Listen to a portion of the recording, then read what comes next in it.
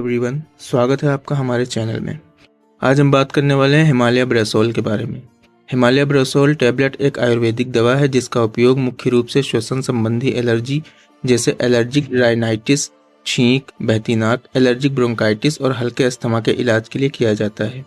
ये सांस की नली में सूजन को कम करती है, बलगम को पतला करती है और श्वसन तंत्र को स्वस्थ रखती है। ये धूल, पराग या एलर्जी के कारण होने वाली छींक, नाक बंद होने या नाक बहने से राहत दिलाती है।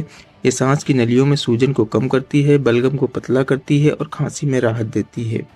ये अस्थमा के हल्के लक्षणों जैसे सांस फूलना, घरघराहट और सीने में जकड़न को प्रतिबंधित करने में सहायक है। आई होप आपको ये जानकारी पसंद आई होगी।